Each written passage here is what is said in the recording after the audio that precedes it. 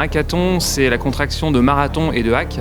Alors marathon, parce que c'est une compétition intense sur 48 heures, c'est comme un événement sportif. Et hack, c'est de la bidouille en informatique, c'est-à-dire qu'en 48 heures, on fait une application un petit peu vite faite, mais qui fonctionne et qui montre ce qu'on veut faire. On a 36 participants qui se sont constitués en équipe vendredi soir et ça fait donc 7 équipes. C'est des participants qui viennent de Belgique, qui viennent du Luxembourg aussi. Le reste vient de France. Ce qui est bien, c'est qu'on a 40% d'Ardennais, ce qui veut dire que ça fait quand même 60% de non-Ardennais qui sont venus ici au Château de Sedan pour ce hackathon.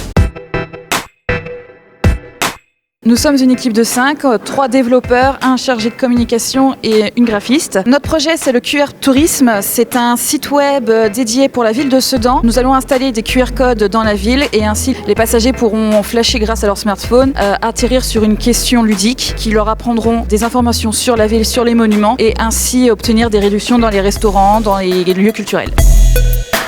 J'avais un ami qui m'a parlé de cet hackathon en fait, et du coup je me suis dit tiens, un hackathon dans un château fort dans les Ardennes, c'est original, c'est chouette, j'en avais jamais fait en plus. Alors je me suis dit pourquoi pas. Alors notre projet c'est basé sur un peu une carte au trésor en fait, où l'objectif c'est de faire découvrir aux personnes qui viennent visiter les Ardennes des lieux touristiques basés sur un parcours, et on va les faire découvrir l'un après l'autre ces lieux touristiques en leur racontant une histoire en fait, avec un petit côté ludique pour leur poser des questions et qui permettra à ces personnes d'enrichir en fait leurs connaissances vis-à-vis du tourisme ardennais et du patrimoine ardennais. Ce hackathon est une réussite parce qu'il n'y a pas eu de couac, tout se passe à merveille. Les équipes ont déjà réalisé des très bons projets bien avancés. La suite, refaire la même chose, refaire d'autres événements du numérique pour animer tout ça dans les Ardennes.